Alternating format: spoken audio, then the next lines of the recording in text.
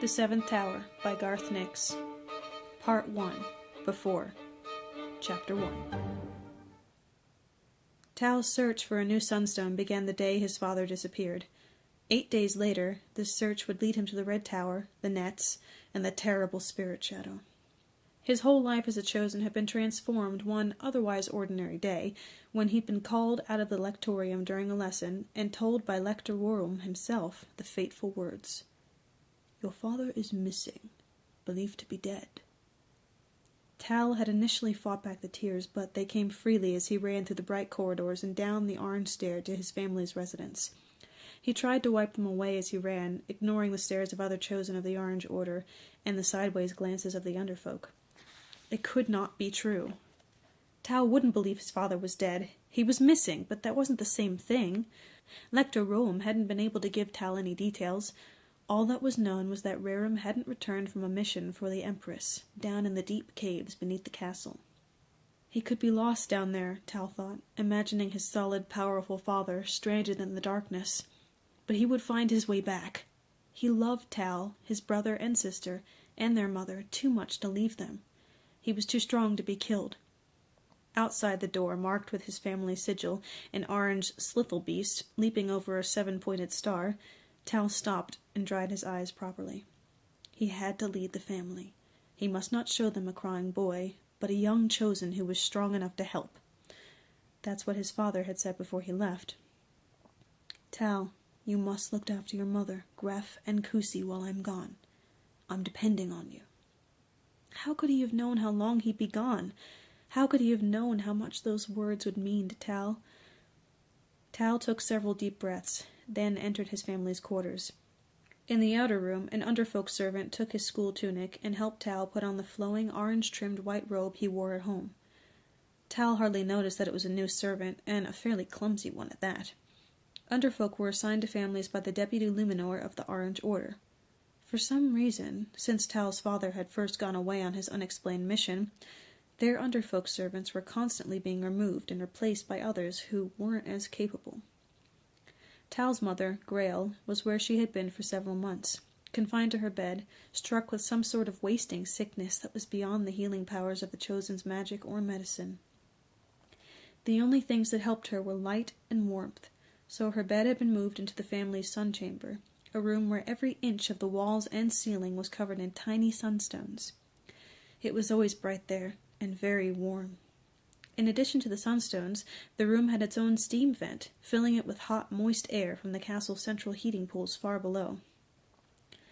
Tal went to his mother at once, striding through the antechamber so quickly that the 3 people there didn't have time to stand up and offer greetings, or get cross because Tal had failed to bow to his seniors and offer them light from his sunstone. Tal knew that they would complain later. 2 of the 3 were Lalic and Korik, his mother's female cousins, and complaining about Tal was one of their favorite activities. He didn't know the 3rd person, a man with broad orange stripes on his robe and a collar of mirrors and sunstones, signifying high rank in the order. The spirit shadows of all 3 were quicker than their masters. They loomed up from the floor as Tal approached. His cousin's spirit shadows both had the shape of a dretch, quite a common inhabitant of Einir. They each looked rather like a 7-foot-tall, grotesquely thin cross between a stick insect and a spider, complete with 8 legs and bulbous eyes. Tal thought they were slightly more appealing than Lalic and Korik themselves. Tal didn't recognize the man's spirit shadow. It seemed very short and broad, until it reared up. In the few seconds that it took to reach the door on the other side of the room, Tal caught a glimpse of something that had to bend under the 9-foot ceiling and was roughly egg-shaped in the middle, with a rather lizard-like head, 4 legs, and a tail. Tal forgot about it as he went into the sun chamber. As expected, his mother was there. She had both Kusi, Tal's 3-year-old sister, and Gref, his 9-year-old brother, in bed with her, holding them tight. They had all been crying. Tal wished he could crawl in too, just for a moment's comfort. Grail's spirit shadow was under the bed, only its round, strangely blurred head visible. It had faded as Grail grew weak. Once it had been strong, taking the shape of a huge owl, with great tufted eyebrows, and had been one of the few spirit shadows in the castle that could fly a long way from its master. Now it looked like a melted wax model of an owl, its shadow flesh light and almost transparent, even in the sun chamber. Grail was obviously very sick. Her skin was gray and sweating, and she had lost so much weight in her face that she almost looked like someone else. Tal felt like crying again as he looked at her. He couldn't believe his father wasn't coming back, and his mother looked so close to death. Even the sunstone around her neck was going dark. It didn't flash as Tal raised his own and made his formal greeting. "I greet you, Mother," he said, and his sunstone brightened, giving her light as was her due. Grail smiled a little, but could not take an arm away from her other two children to raise her sunstone. "Tal," she said, her voice so soft that he had to come closer and crouch by the bed to hear her at all. "Tal, they said Father isn't coming back," Tal said, his voice almost breaking. Gruff and Kusi looked at him and started crying again. "Shush, children," Grail comforted them. "It is true your father has not returned, but that doesn't mean he is lost forever. I think he will come back, in time. But until he does, we must all be brave. Can you be brave for me and for your father?"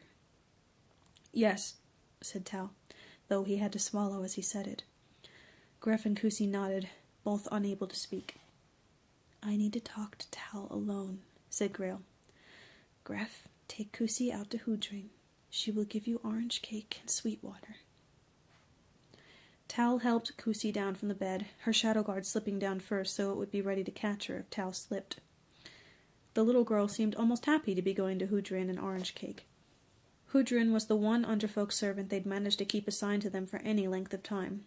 She had been Gruff's nurse, and was now Kusi's. "I want to stay," said Gruff. "I'm almost as old as Tal." "No, you're not," exclaimed Tal. He was almost 5 years older. "Can't you count?" "Gruff, go with your sister," Grail said gently as her spirit shadow gestured with one taloned leg, reinforcing her command. Gruff scowled at Tal, but went.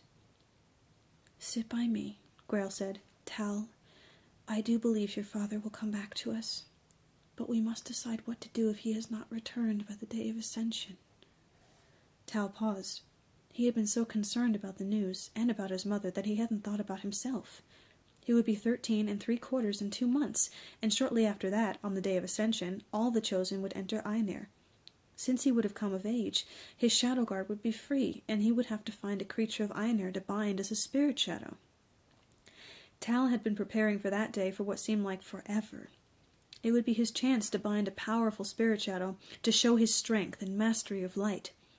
Deep in his bones, he knew that his father had trained him well, and he had a natural gift.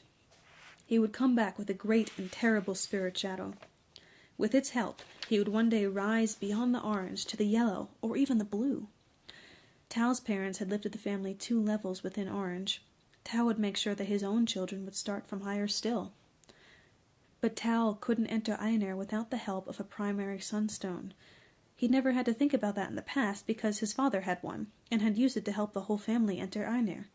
Now with Rarum gone, so was the primary sunstone. Unless his mother had one. "Haven't you got a primary sunstone?" Tal asked, desperately hoping that they'd only use his father's sunstone for convenience. Most adult chosen sunstones were primaries, strong enough to enter Ainir. Grail raised one very thin hand to her chest and touched the sunstone on the silver chain around her neck. It barely sparked as her finger touched. "Once this was," she whispered. "But now I shall need help too, and so will Gruff and Kusi. You know what will happen if we cannot enter Ainir?" Tal nodded. If he was unable to enter Ainir and bind a spirit shadow to himself, he would be separated from his family. Demoted, not just to the next order down, the red, but right out of the ranks of the chosen. He would become one of the underfolk, a servant for the rest of his days. Worse than that, his mother's last chance of a cure would be lost. The spirit realm of Ainir was a place of magic and marvels, of creatures and beings that had wisdom as well as power. There, Grail might be cured, her life saved, if she could last until the day of Ascension. It was forbidden to enter Ainir before that day. "I will have to get a new primary sunstone," said Tal, his voice wavering despite his obvious determination. "For the family." Grail nodded and squeezed his hand, her touch as light as a faint breeze. Her eyes closed, and she seemed to slip away from Tal, her face slowly smoothing into sleep. "I will get a primary sunstone," repeated Tal quietly. "Somehow."